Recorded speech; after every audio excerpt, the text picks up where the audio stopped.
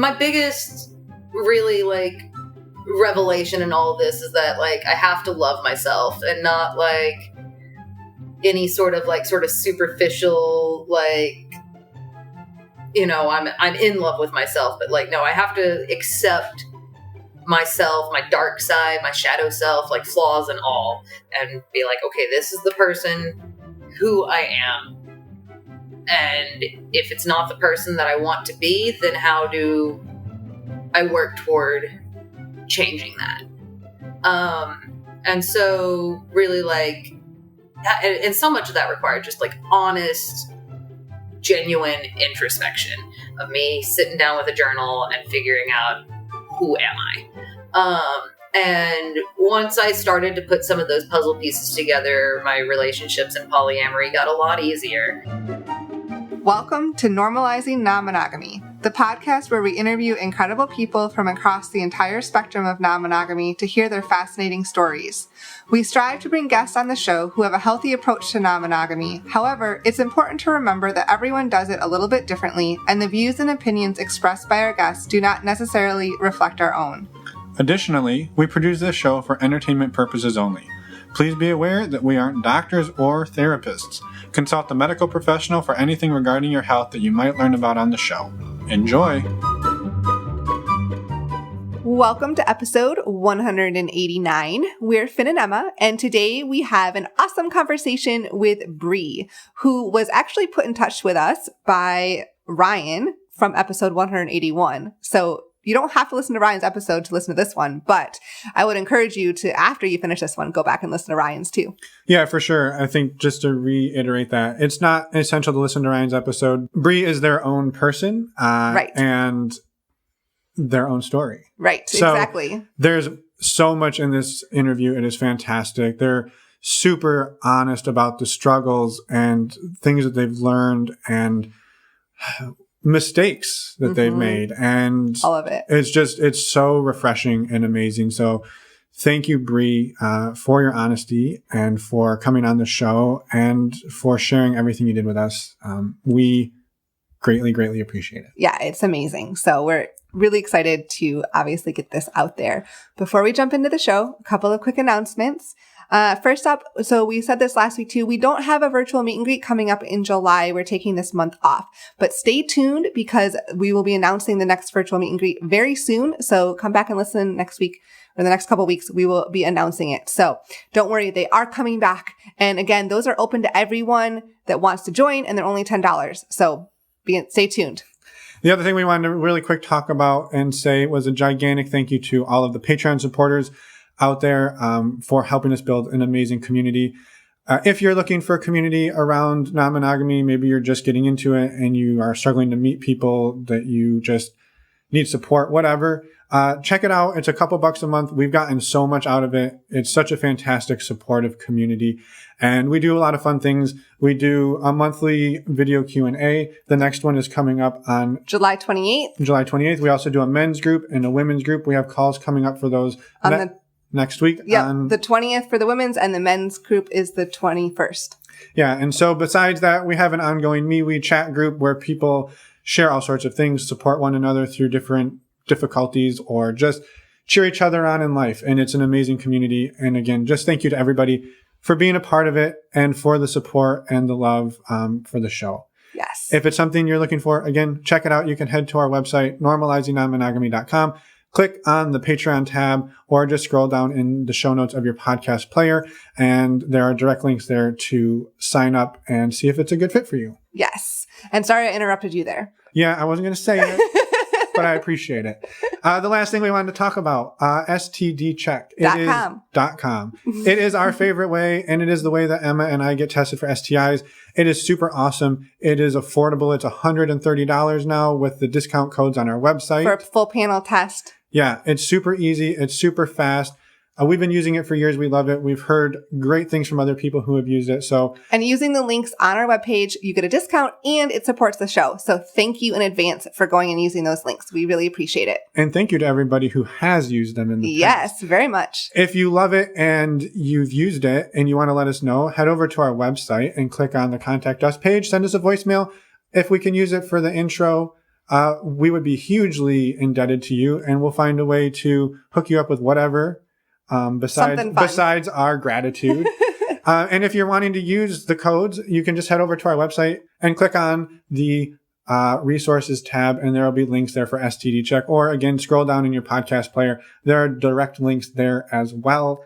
Again, our website, normalizingnonmonogamy.com. Also there you will find the contact us button where you can leave us a voicemail about anything else or send us an email as well. And podcast show notes, which include links and photos and lots of different things for all of the different episodes. So go check those out. There's a lot of information there. And yeah, it's really cool. So go check our website out. And I think that's it. Let's head over and talk to Brea, and we'll see everybody in the outro.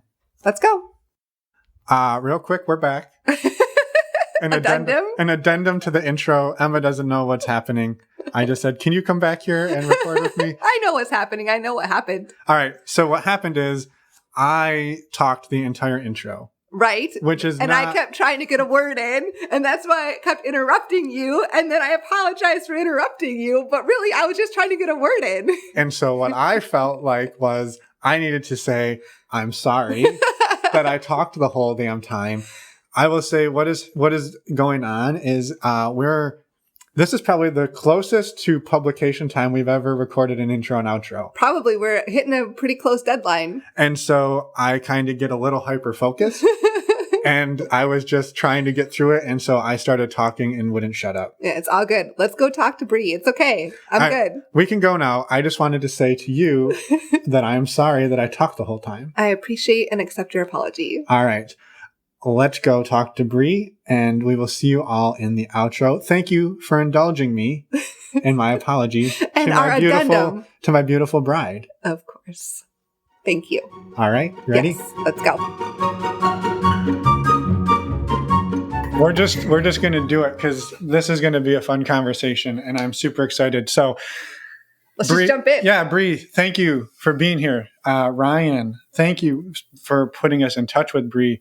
If you haven't listened to Ryan's episode, we said this in the intro that hasn't been recorded yet, but go back and listen to Ryan's episode to hear Ryan's version of Brea. And now we're going to get the real truth and nothing but the truth. Straight from Brea. Yeah. So it's actually not quite like that. We were talking off air about this, but anyway, I'll shut up. Welcome, Brea. Thank you for being here. Thank you for having me. I am so delighted to be here. Oh my goodness. I've never been on a podcast before, so y'all are popping my podcast cherry.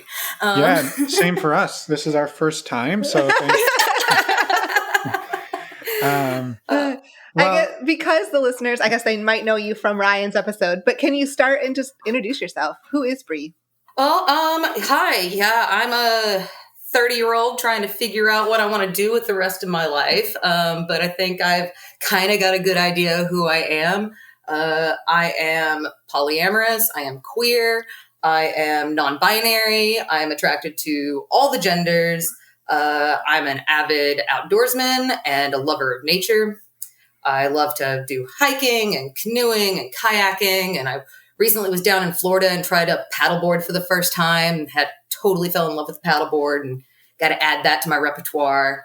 I'm a forager. I'm a gardener. I'm a professional cook. I've actually spent 16 years in the restaurant industry, done every job that you could think of in a restaurant, but I am currently a cook. I am also a cook as a hobby. I do a lot of canning and fermenting, and I recently tried my hand at wine making, and I've done some kombucha making and things of that nature. One of these days I'll be brave enough to try beer, but I haven't quite got there yet. I am, and this will tie in a lot into my history. I am an ex-Catholic turned Wiccan, raised in rural conservative Arkansas, where, I'm sitting right in the middle of Trump country right now. I guess for the sake of your listeners, I'm recording this inside my childhood home, my parents' house where they live. So it's a little bit of a strange, awkward place to be for this podcast, but c'est la vie. And in terms of being Wiccan, I ran a witchy homeschool program during the height of COVID.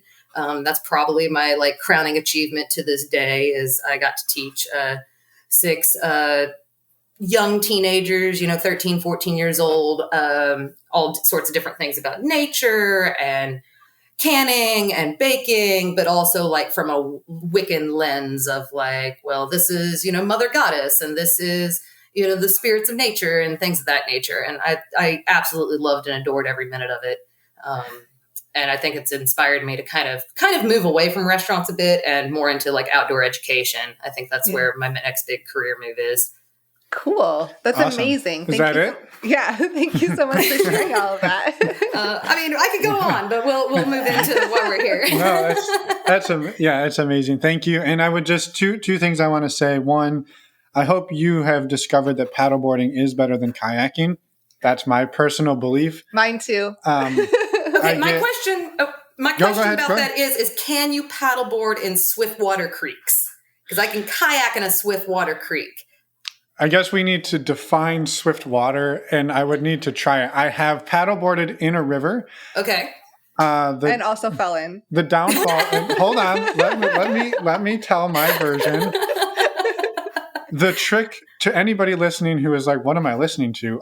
The trick to this is make sure you have a river fin for your paddleboard, which is a soft fin, because when you hit trees that you can't see, you go launched off the front of your board if your fin does not bend around that tree. Right. And that is the fin on the paddleboard. There's two fins on a paddleboard when I'm paddleboarding. So yeah, anyway, that's my thoughts. I would say I would let me just chime in really quick. All right. I would say stand-up paddleboarding is by far one of my favorite things to do. Kayaking is also fun in certain circumstances. Sometimes there is a better situation for a kayak over a paddleboard. That's my personal opinion, but I love both. I think that's the side I'm coming down on is like, paddleboarding in certain situations and kayaking in others. But I found the paddleboard to be a ton of fun while I was actually on Sanibel Island, Florida, and got to see manatees and sea turtles with my nesting partner's family. It was awesome. That is one piece for sure. Cause we did the Florida Keys a bit, and when you're up higher, you can just see a lot more than when you're down on the kayak. The kayak. So. For sure. All right. That was your first point? That was my first point. My second point, when we launch the Normalizing Non-Monogamy Adventure Camp, excited to have a cook now. Yes. And I will come be your cook by all means. and an outdoor educator in many capacities. So I'm thrilled for this connection. Yeah. So when y'all come down to New Orleans and do Ryan's dinner, I will be the cook for that dinner, and I will let y'all have some of my cooking. I'll make sure I'm there.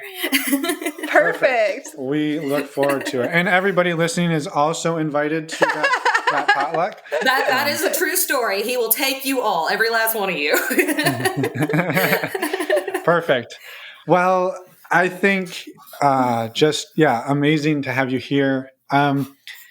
You said before we started recording, unfortunately, that part of your story is if people listen to Ryan's side of it, it was, I said this, you didn't say this. You were sort of painted, not necessarily as the bad guy, but like you played a bit of like, you and him had a lot of tension at times. Oh yeah, for sure.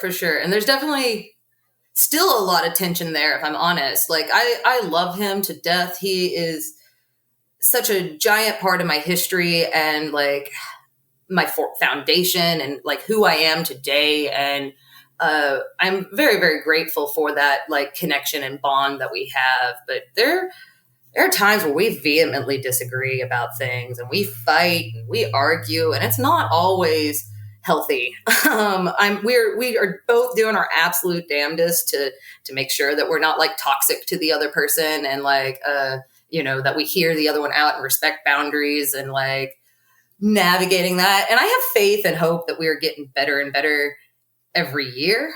But it's a complicated mess of a relationship, and I do think that has a lot to come out of our origin story and how we became poly and how we started this whole polyamorous situation with like, we were so young. Like he talks about me like I was this mythological older classman. But when we met, he was 18 and I was 20. It was not like I was a grown adult, like by any way, shape, or form. I may have thought I was grown, but I sure as heck was not grown.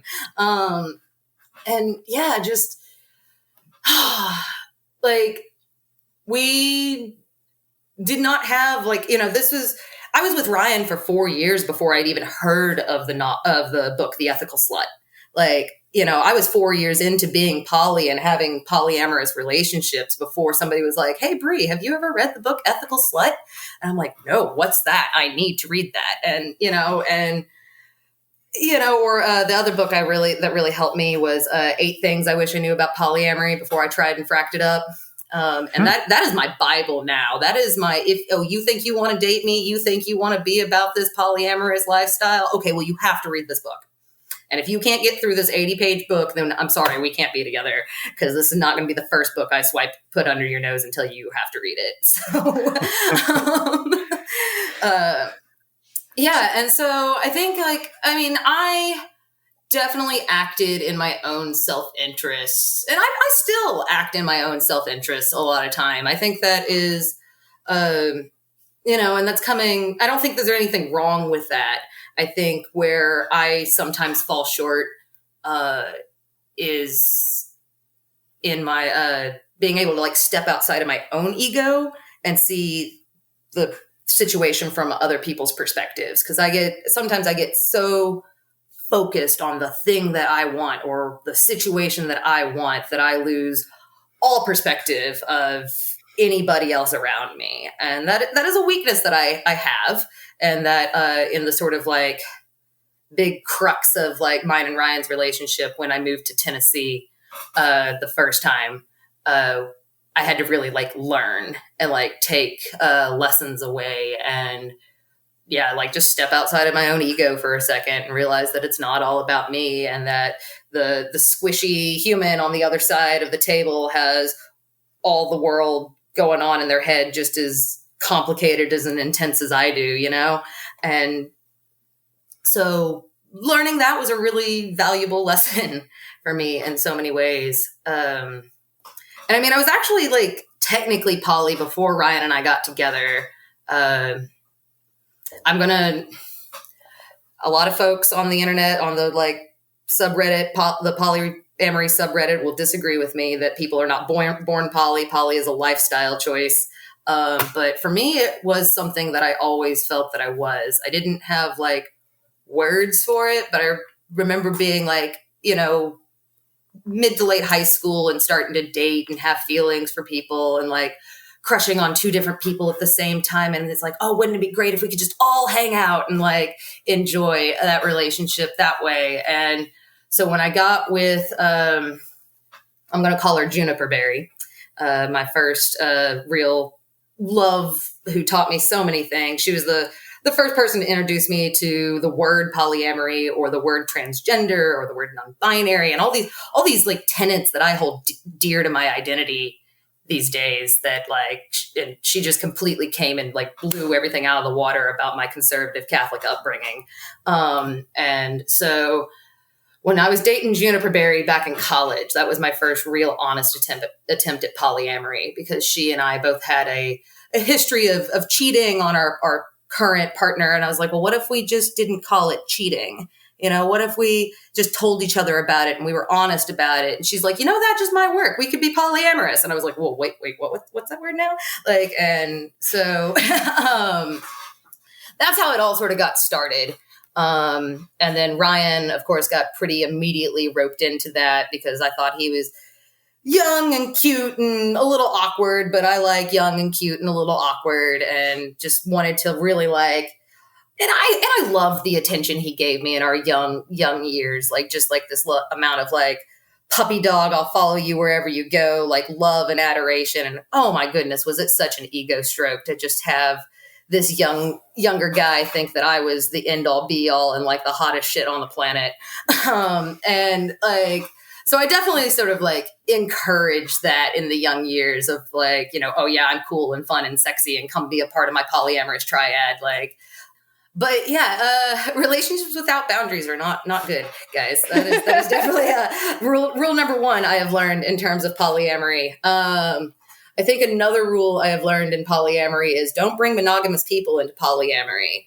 Because man, there are monogamous partners that have done their number on my relationship with Ryan. I didn't, and I take responsibility for like letting that toxic relationship interfere with another one of my relationships, but it was like definitely lessons learned there. Well, and like you said, kind of like leading into this again before we hit record was like, and you just kind of touched on it, was the lack of boundaries, and like you had no idea what you were doing, right? Like you were with Juniper Berry, and she was like, "Hey, we could do this," and you're like, "Hey, I guess we're doing this," and you were off to the races, but there was no structure, there was no understanding of what it could be. You were just writing the rules as you went along, which I don't. And you're also a teenager, right? You're trying to figure out all of this. I was for the 19 when Juniper and I got together. Like I was, I was a sophomore in college. Like I was on my own for the first time, and also just getting out of this really like terribly toxic, abusive relationship from like small town Arkansas, and just like stepping away from all that. And Mobile, Alabama seemed like the big city, like from where I was sitting, and then. It was completely like, and that was Juniper's personality too. She was just go, sharp as a whip, but like a million miles an hour. And I'm similar. And so it was like, we're smart enough to figure this out as we go along. We'll just make up the rules. Sure. And having no real idea even that there were resources out there, because I was just a freak. We were the only ones like this. Right. Like, and just having no real sense of self and no sense of self-limit. And I really do attribute a lot of that to being just young and dumb. But a few years down the line, I got myself into therapy and found myself a really good therapist. And she was like, you struggle with boundaries. You really don't know when to keep people out of your life. And you really don't know when to step too closely into somebody else's. And you should really figure that out. And working on that. And it's a constant struggle for me. And like, I get better and better at it every year. Like, with Bear, my Dom and current play partner, we, in the beginning, had to renegotiate boundaries a couple of times of like, no, I'm not okay with this, or this is not in terms of like anything like kinky. We were actually really good there in terms of boundaries and consent and things, like, cause we've been educated. We took classes on this, guys. But in terms of like how much time we were willing to commit to one another, cause this is his real first foray into poly, and I've already got 2 established partners, and, one of whom I spend a fair amount of time with, and there's only 7 days in a week. And I need at least 1 to 2 days to myself to recharge and see my friends who are just as important to me as my partners. And, it's really important that I maintain those platonic friendships as much as it is that I maintain my romantic relationships. And so, that's couple of days here and a couple of days to partner A and a couple of days to partner B. Yeah, that means, man, you get me for maximum of 2 days, like a week. And, and so that like sort of like renegotiating of boundaries is a conversation that I've become more and more comfortable with each passing year. And, there's times where I get really, if I find myself frustrated in a poly style situation, or I don't know how to communicate my feelings, I wind up picking up the, 8 things I wish I knew about polyamory. And I'm like reading back through it. And it's like, oh, okay, well, got to remember, Brea, can't feel guilty about your feelings, that, what you feel is okay and valid and justified and all those sort of things. Because that is not how I was raised, and I have to really override that mindset a lot of the times and rewrite those tapes, as my therapist would say. Shout out to this sweet woman. Her name is Joan Ellen, and she's the only therapist that did me any lick of good. And just, oh my goodness, she's such a sweet, sweet old lady, and I love that woman to death. So anyway, I think, Well, what I was curious about is, we've talked a little bit about your those early years and everything, but how you've mentioned that you grew up Catholic. Yes. How do you think that your childhood affected how you went into those relationships? And I guess, how did you move past some of that? Yeah, no, it's hard because like my parents got married basically right after my mother was out of high school, and they celebrated their 32nd wedding anniversary yesterday, and like that's all they've ever known, and that was all I knew. And it's a very gendered relationship too. My mom was a stay-at-home housewife, and cooks and cleans and maintains the flower beds, but my dad is the bring home the bacon provider, and does the yard work, but isn't going to change diapers, and just like a very gendered existence and a very monogamous existence tied into, my parents don't really have identities outside of each other. Like they are a unit. They are who they are together, and with an ampersand in the middle of their names, and like, and so I tend to get really attached in relationships really early on, as a result. And I always have to kind of check myself and take a step back and be like, okay, we can't get too caught up in the NRE, like all these real heady feelings. And that's another rule I've learned, since, post moving to Tennessee and my kind of first breakup with Ryan, is, never pack anything bigger than a suitcase during the like high points of NRE, because I definitely moved state lines a couple of times. I've lived in 6 different states in the last 10 years, and most of those major moves were for relationships, including my move to New Orleans. I moved to New Orleans to be with Ryan like twice actually, and so just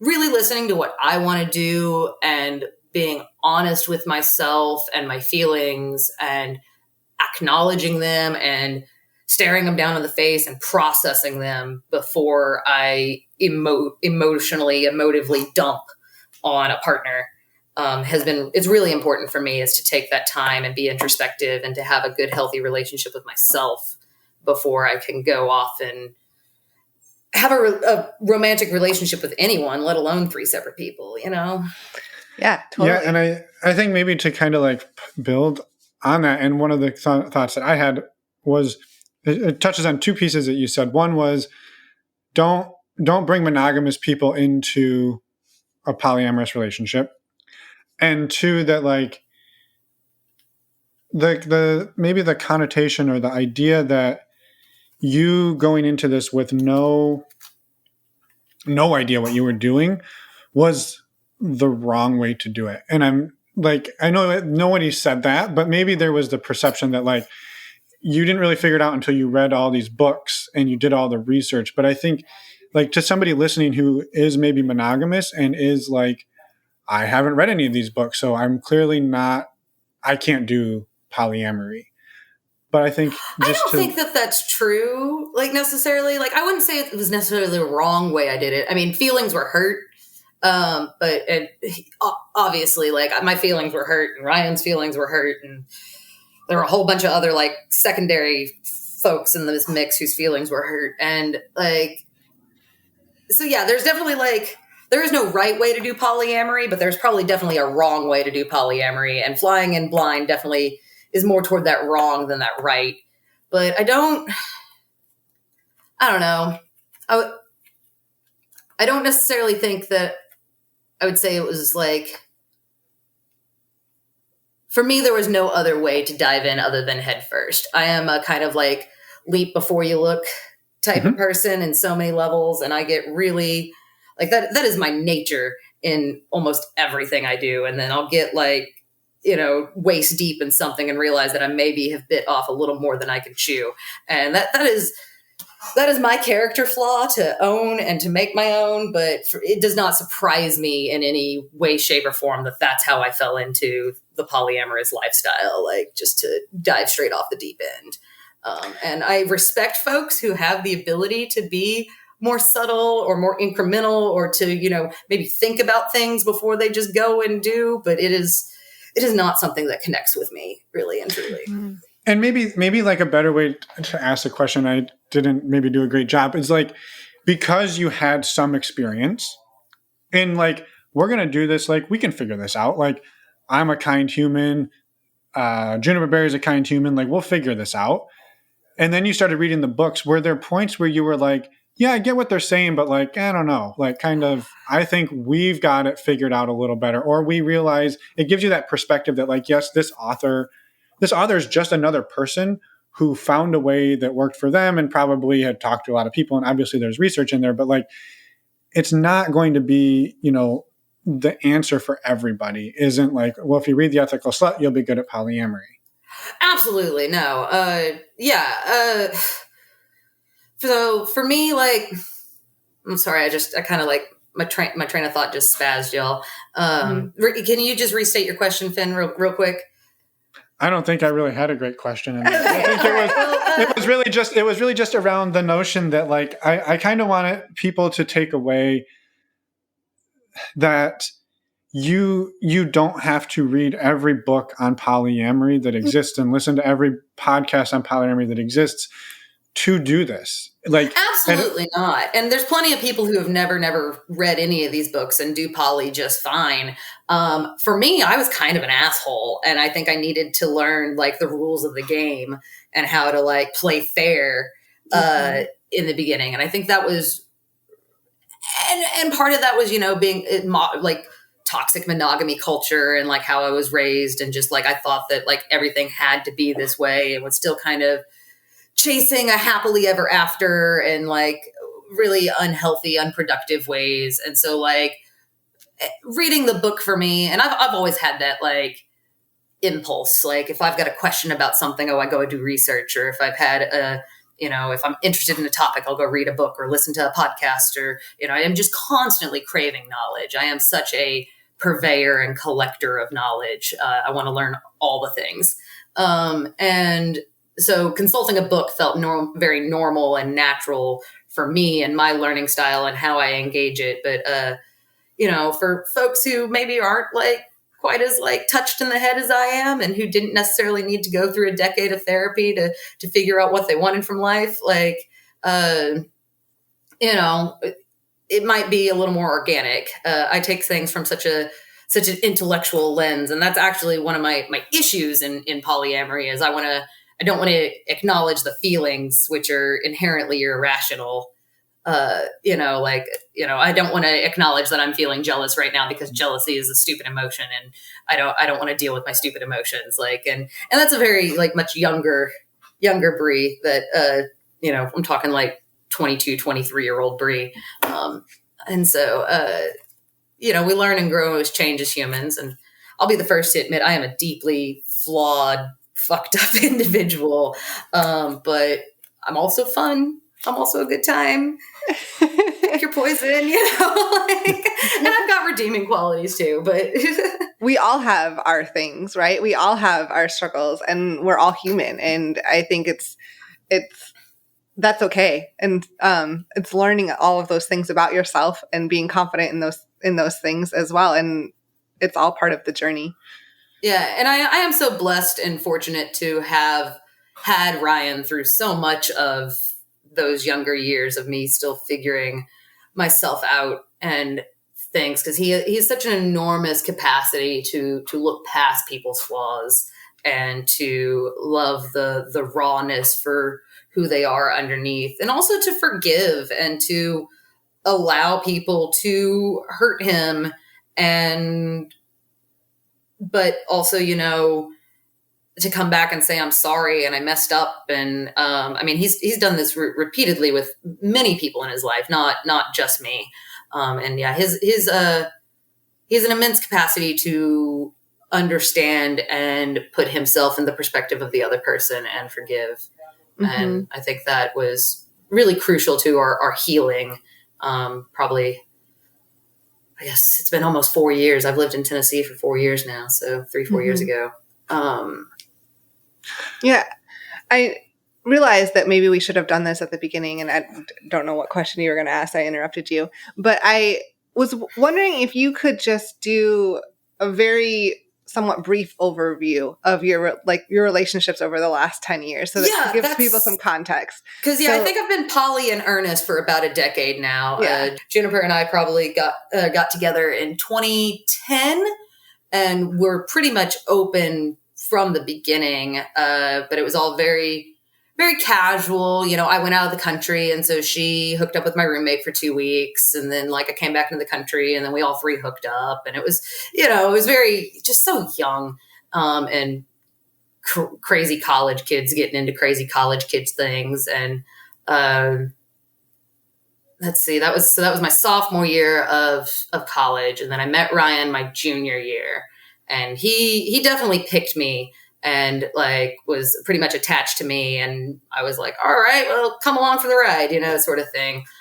And then, so it was Juniper and Ryan and me for a little while. We all hooked up, and they kind of dated each other while I was seeing this sort of, I don't even think this man needs a name, but he was kind of a douchebag of a dude that I was seeing in Houston, and really broke my heart and gave me all sorts of I developed more insecurities as a result of that relationship, already being in this super precarious, insecure, mentally ill place. That's a bit of other advice that I think I would start for anybody. I'm not saying that you have to be perfectly mentally healthy to be in a relationship, but if you are too mentally ill to take care of your own basic wellness, that you really don't need to be in relationships.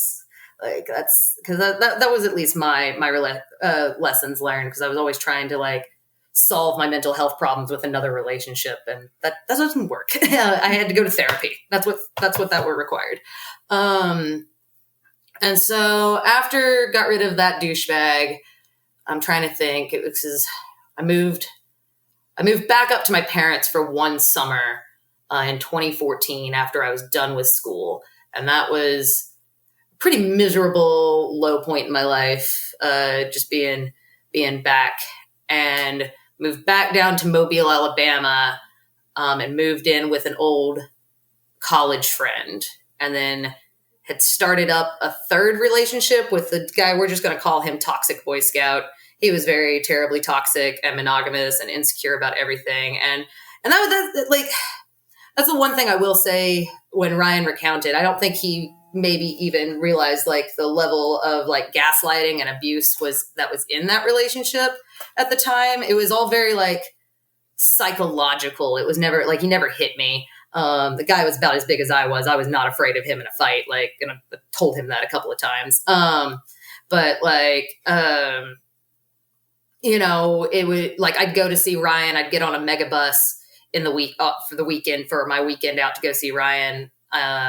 And I was very honest with this guy too at the top of our relationship. I'm like, look, my name's Brea. I'm polyamorous. I'm non-binary. I'm bisexual. And if you've got anything wrong with those things, then we just should not even start this. And he's like, no, I think I can handle that, with having no clue what any of that meant. Just clean over his head, good old Southern boy from South Mississippi ain't got no idea.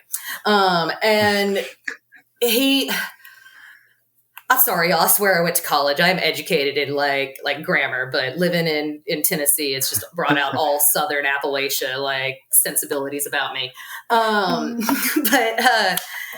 Yeah, and things in that relationship were good for a time. He seemed to be pretty okay with the idea of me going out of town to see my girlfriend in Houston and going out of town to see my boyfriend in New Orleans. And while I was in Mobile, we could be together.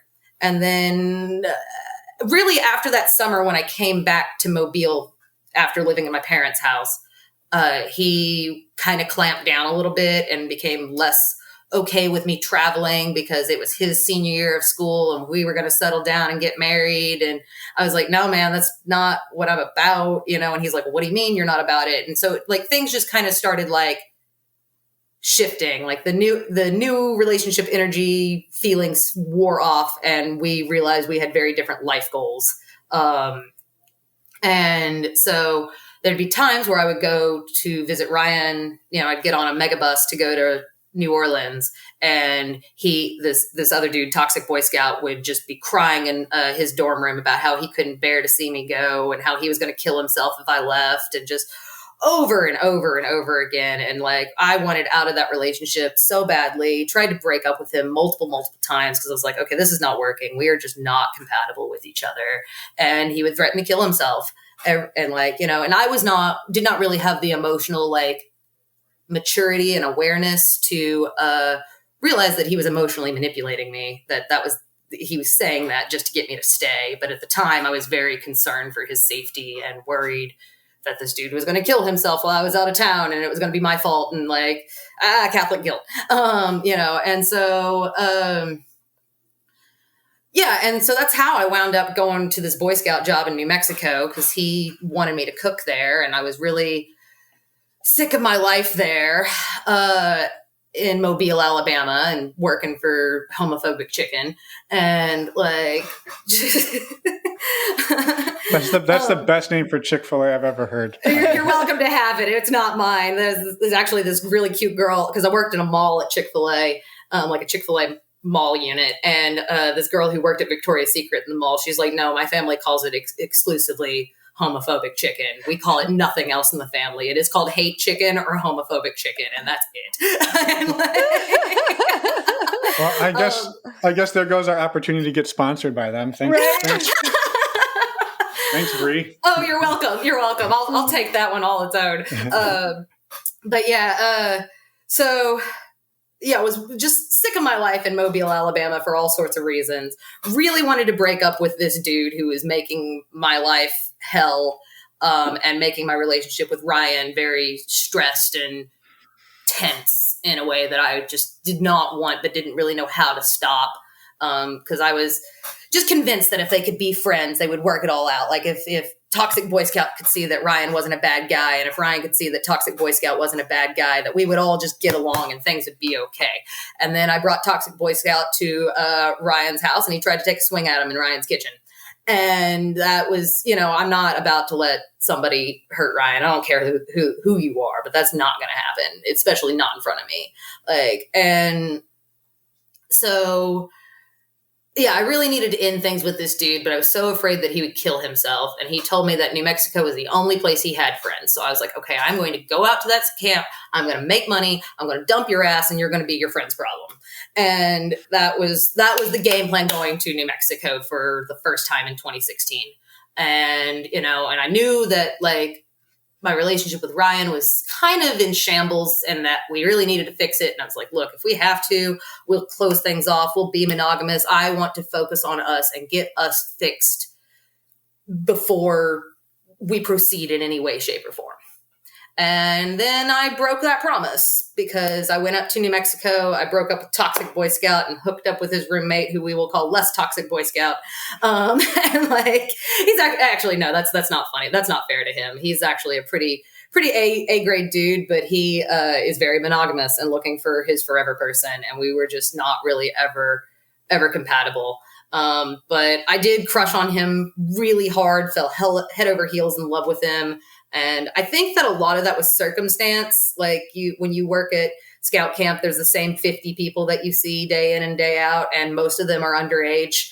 And so he and I were the same age and, spent a lot of time getting high under the cover of night and chatting and bonding. But we should have really only have ever been friends. It was such a terrible, terrible move on my part to like fall head over heels in love with this guy and like uproot my entire life from New Orleans up to, and this is a funny story because I originally thought I was moving to Santa Fe, New Mexico. And I was like, yes, New Mexico, it's so exotic. And I love the desert. And then he moved to Cookeville, Tennessee. And I said, where the hell is that?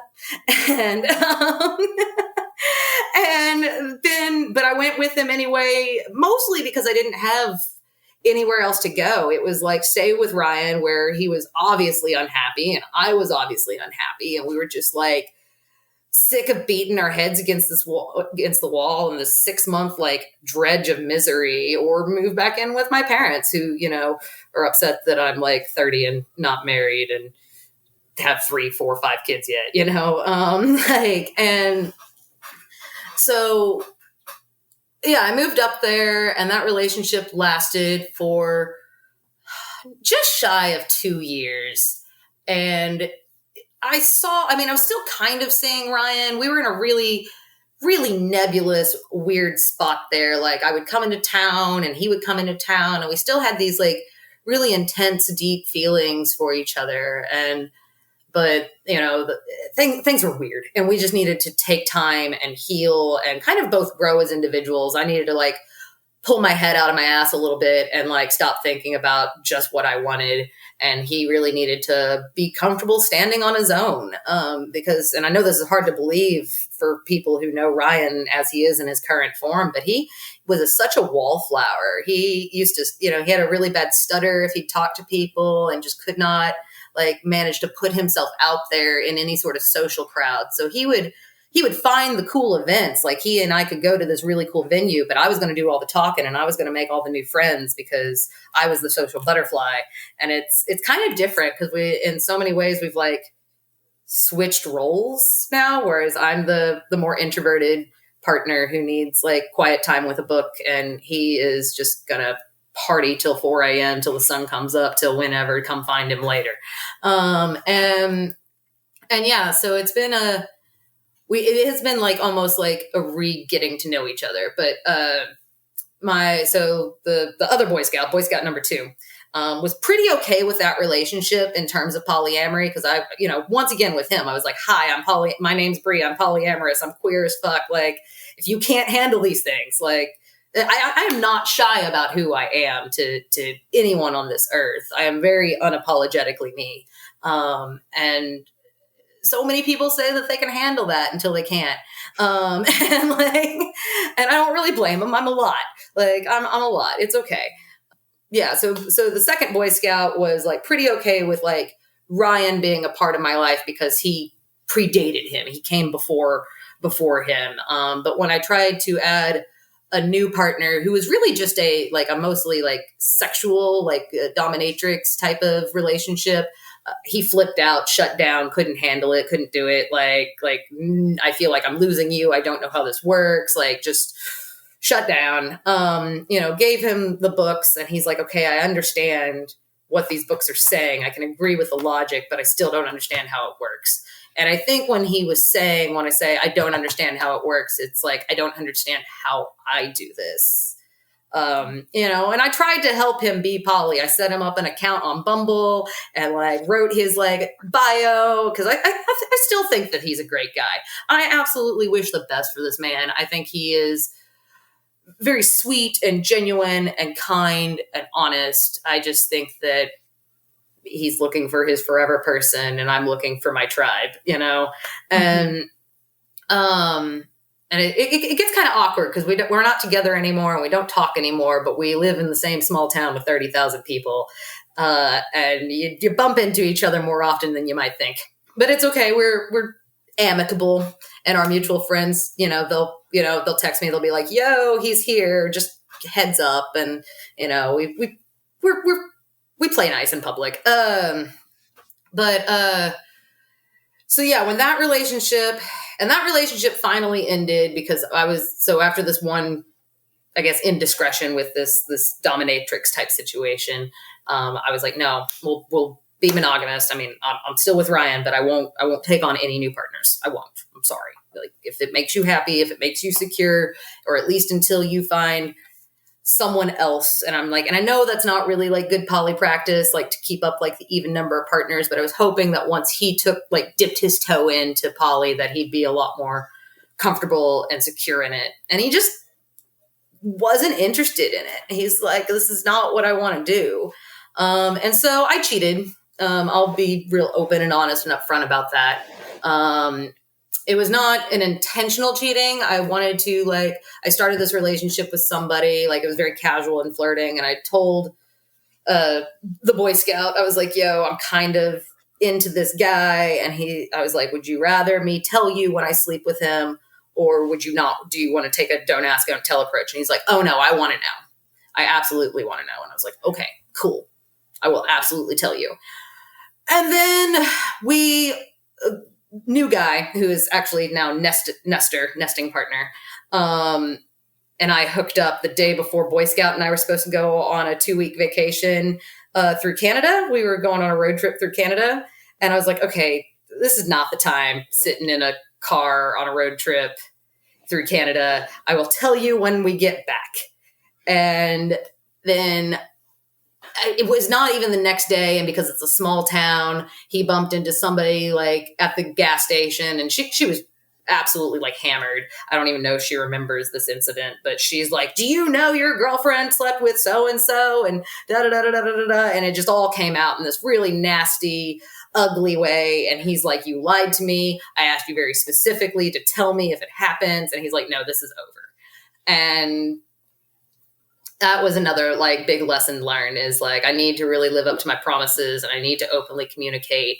And every relationship since, because that ended in fall of 2018.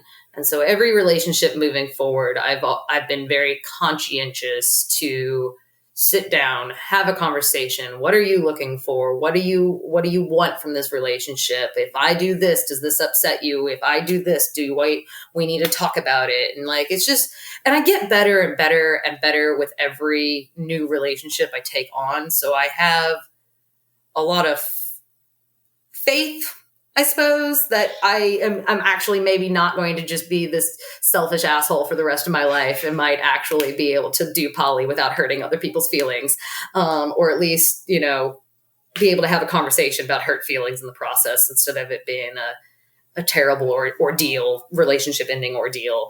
And so, yeah, that was almost 3 years ago. We're, 2019, 2020, 2021. Yeah. So almost 3 years ago. Haven't really had, so there's, Nestor started off as a very casual, more like, he was my hiking buddy, and, we get a little frisky in the woods sometimes. It was a very like sort of casual friends with benefits thing. For about a year. And then I moved back down to New Orleans in the late fall of 2019, and he stayed in contact. And when I moved back to Tennessee in spring of 2020, it was just like things were suddenly more serious. Like we really missed each other, and we had this really good, stable foundation for a relationship to like maybe move into like a dating type relationship. And I really do attribute that on so many levels, for he has very good boundaries. He is about it on the boundaries of like, no, that's your emotional problem and you are going to have to deal with this. Or like, no, you're trying to take on too much right now. Like, this is my issue to deal with. And he is really good at calling me out and setting good boundaries. And like talking to me, he's like, well, how do you think that so-and-so would feel about that? When I was like taking on, and he's, I don't know, he's great. Cause he's, never really had tried poly before me. He was open to the idea of like ethical non-monogamy. I think he was like, I'm not really going to date anyone. If someone wants to come and fool around, we can, I'm down to clown, whatever, but I'm not going to commit myself to one person for the rest of my life. And I was like, cool, because that's not what I want. But we are now in like a really like sort of committed relationship, which is kind of, it surprises both of us, because I was like, wait, at the top of this, didn't we say we weren't doing a relationship? This is what we're not doing, and now we do the domestic thing where we like make breakfast together and go on vacations with his family, and and it's been a very nice, pleasant change and shift to have this stability, because he and Ryan get along really well. Nestor is a very quiet, private person. But when Ryan comes into town, he makes sure, to say hi and to spend a little like quality time with Ameta. And it's very, very cute and very chill, which is important for me, because there was so much like upheaval and drama to like get to where I am today, that it feels really nice to like trust that, I've been with Ryan for 8 years and we are going to continue to be together in some way, shape, or form. We just are still figuring out what that looks like.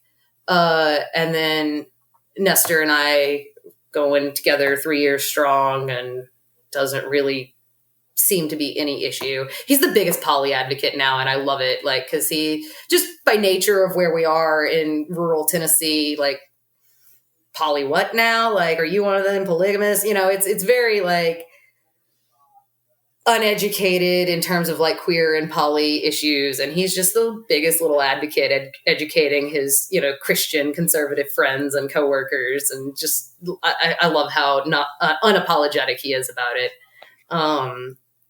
Yeah, and then there's been a few like little side relationships here and there. I think I pretty much tap out at like 2.5 relationships, where I'd say that polyamory is like juggling. I can do 2.5 free balls, and like the real talented people might be able to pull off 4 or 5, but you can only have so many balls in the air at once, Right. There's only so much time in the day. Yeah, there are 7 days in a week, and and I've got to work and take care of myself and have good friendships and all that sort of thing. So yeah, that's, I think, kind of basically present day where we're at. You live with Nestor, and you're still in a relationship with Ryan, but he lost a long distance relationship. And then you have the partner Brea that is more of a play partner, you said. He's a play partner. And I think that he would be open to the more idea of dating. But we've already had, and this is back on this whole like boundaries and things, because we have different ideas of like what your so-called like primary partner might look like. And I'm not his, like, we're not super compatible for that. Mm-hmm. Like, and he is talking to another lovely, delightful human. And I'm rooting for him that it'll maybe mature into more of a like long-term committed partner for him. Cause right now I'm just down to clown and down to play. Yeah. And I do love him. Like he's a very good friend of mine, and he's very kind and compassionate and good. And we all sort of operate in this small town community of artists and vendors and things. Like I've got a friend who makes jewelry, and I've got a friend who does herbal dyes, and I've been doing, different canning and fermenting and things. Mm-hmm. And, and he does welding, and I've got another friend who's a blacksmith, and we all get together and we have these arts and crafts fairs in our local community. And so he's important to me outside of our like BDSM relationship, but that is his primary role to me in terms of like sexual relationships and romance. So, yeah. Well, thank you for going through all of that. I hope that made it a little more clear. So I think so. I had a question. You said you are currently in your childhood home. You're with your family. Yes. And yet you grew up in a very conservative area, always have been, but yet you are unapologetically you.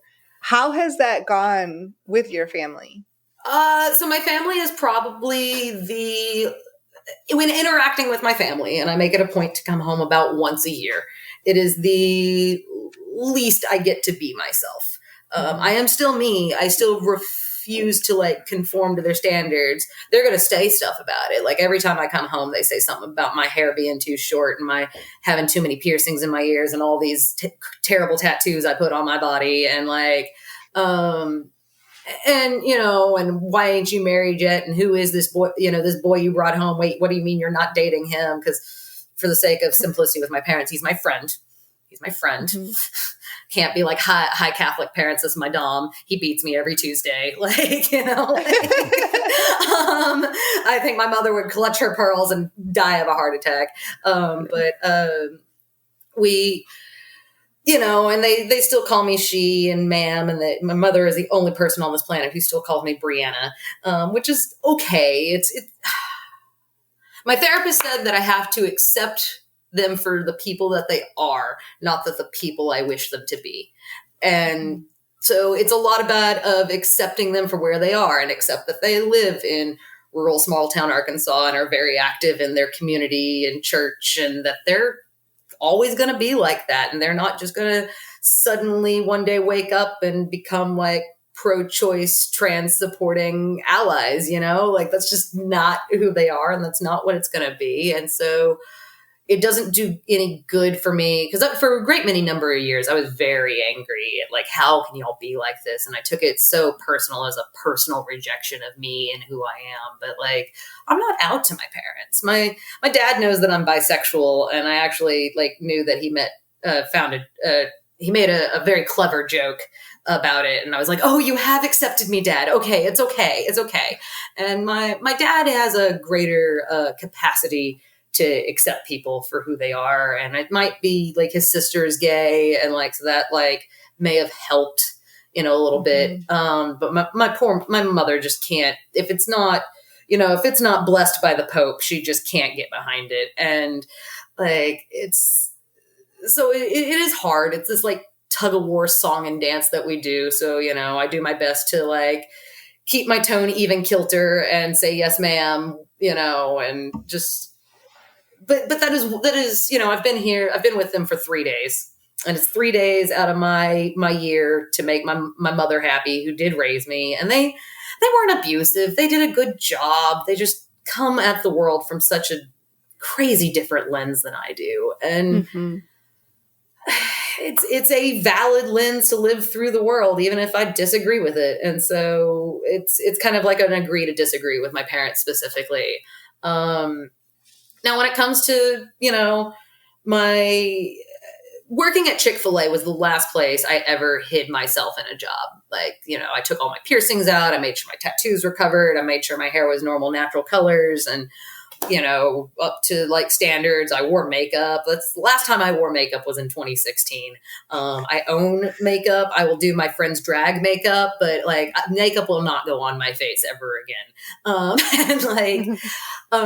And just, and so when I go to work out with the Boy Scouts, on my backpack, it says they, them pronouns, and I'm going to use they, them pronouns, and they are going to respect that, or we're going to have problems. And being the person who feeds everybody in the camp, I have a little bit of sway and power. So like, and yeah, just, so yeah. And sometimes it's challenging, especially in small town Tennessee, where I look different and talk different and dress differently. And, being in New Orleans is like my sanctuary, because everybody down there is weird, and people don't even look at me twice. Like, I can walk around or bike around on the street and people are like, I like your hair. And that's all that's ever going to happen. But in Tennessee, there have been times where I've felt not necessarily unsafe. That's a strong word, but like, oh, we might need to tuck the plumage in a bit because we're peacocking in an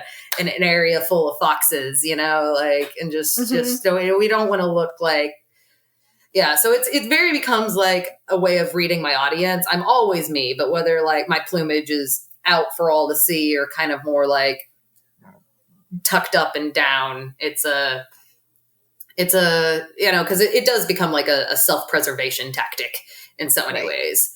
Yeah.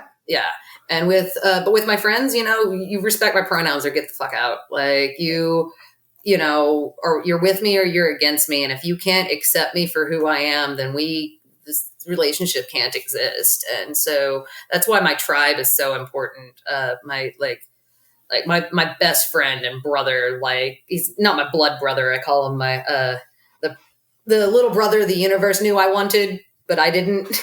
And he, is just such a loving, supporting human. And he also comes from a very conservative family who his dad was in the KKK, like, level of like rural fucked up South. And so, he's cut all ties with his family and is basically an orphan. So we're kind of like orphans together, and like, building that tribe and building that community where you can really be who you want to be and that sort of thing. And I found it in rural Tennessee, of all places. There's this good old bunch of mountain hippies who are like, we don't care who you are, just come on in, and it's such a lovely, beautiful, accepting, vibrant community that I have stumbled my way into. That I really do feel like welcomed and accepted. So, and do you think that like having that acceptance and that community behind you, having your back, makes it easier to go back home and, like you said, tuck the plumage in a little bit, or when you go into certain areas where you're like, okay, look, I know I can be a lot, and I'm still me, but like, it's okay to dial it back because I know I can let it out around the people who really matter to me. Yeah, it does certainly make it easier in those situations. And, when I was, and but I will also like, in the past, I think I've like compromised a little too much in spaces. One of my mantras for 2021 is like create space with intention. And so if it doesn't exist, build it, you know? Mhm. And so like, if I want a space where I feel safe and wholly accepted, I have to cultivate it. And the places where I know there is no like, like no good fertile soil for that type of existence, to just move on, and it's just not worth it. And like, I love my family for who they are, but we, our relationship on so many levels is skin deep, and that's just kind of how it is. And that's how it's always gonna be. And yeah, with each passing year, it's less painful, and I do think that having that tribe and community is really a part, like a big medicine for it in so many ways. Mm-hmm. Yeah. Thank you for sharing that. That's really hard to get to, right? Like you're actively, basically, you're trading in I don't know if you listen to Dan Savage, but you're trading in your biological family for your logical family. And you're not necessarily trading them in, but you're reprioritizing, and you're saying like, you haven't like said, Mom, Dad, I'm never coming home again because you still call me she, but like, I'm going to come home once a year. And when I do, like, you're not going to see your kid the way that the rest of the world sees your kid. Yep. That's exactly it. Yeah. And that's where I'm at, and that's where I'm accepting. And, I have hope that maybe one day they might come around still, but I don't hold out for it. And it certainly has no like bearing on me. And like I no longer crave their approval in a way that I did 16 through 26, like it was a few years ago, I like sort of had a real sort of breakthrough on that and being like, oh, I can do whatever I want. Their opinion doesn't matter. Like, yeah. And that really helped with my relationships, because I know in my young years, I was always bringing home somebody to make sure that they thought they were socially acceptable for me to marry, sort of thing. And of course, my parents are not into the guys that I'm into. Why would they be? Because they're okay with calling me they and being poly. And like, why would my parents like somebody like that? Right. And so, yeah, just like meeting them on their terms, and but also refusing to compromise myself, and kind of finding this safe middle ground. Yeah. Thank you for sharing all of that. Moving forward in your life, I know it's impossible to predict the future, but do you see anything changing?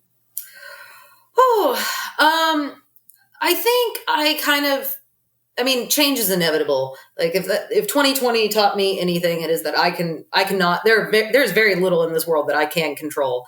And yeah, change is inevitable. And so of course everything will change.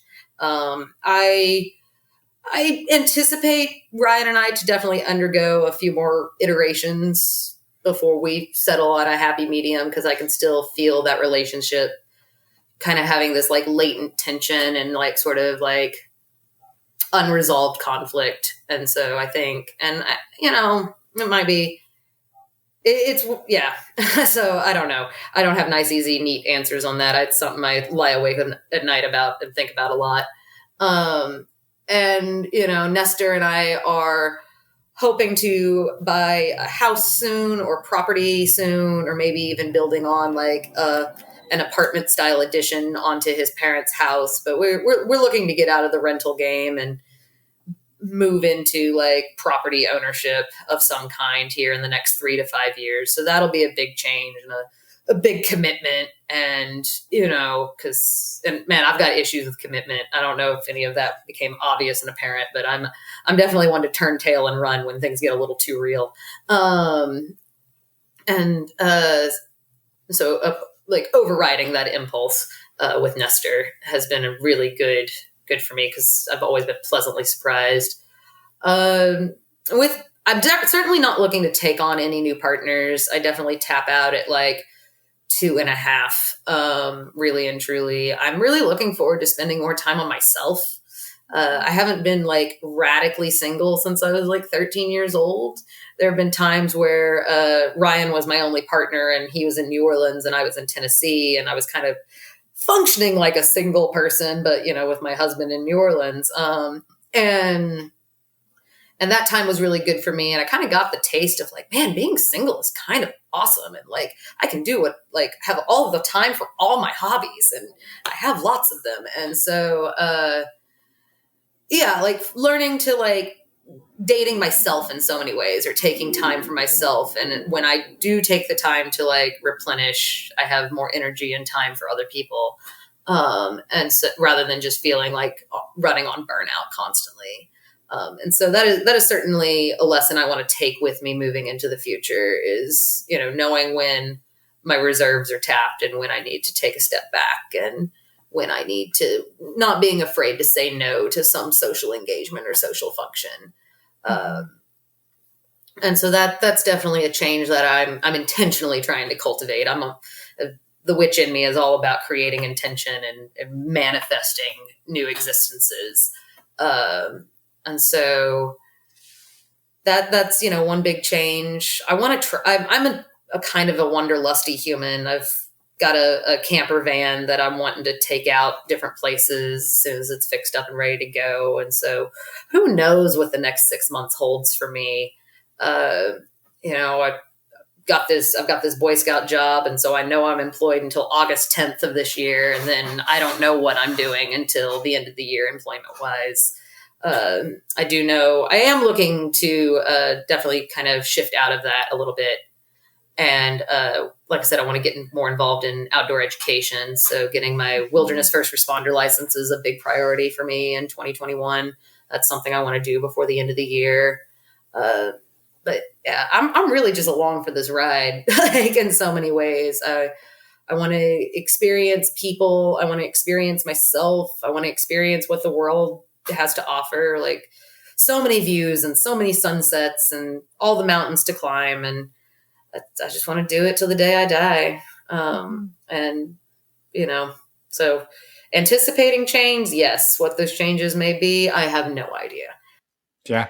Yeah, I love it. I think that your approach and the way that you summed that up is very similar to the way Ryan kind of summed up his way he moves through the world. And I think maybe just as an outsider, like I feel like that's a very that piece is something that I think binds two people together. Like your ability to look at life and say, like, we're here for a certain amount of time, we're going to enjoy it, and we're a big piece of that is who we have in our lives, and I'm going to bring the right people in, and I'm going to keep the wrong people out, and we're just going to enjoy it for what it is. I think that like finding those people is not easy. I mean, there's so many people who want to keep up with the Joneses and the rat race and so worried about what their neighbor's doing and how their neighbor's doing it, rather than like realizing that like their neighbor's probably not that happy, and that car they own, they don't actually own, and that house that they think they own, they don't actually own, and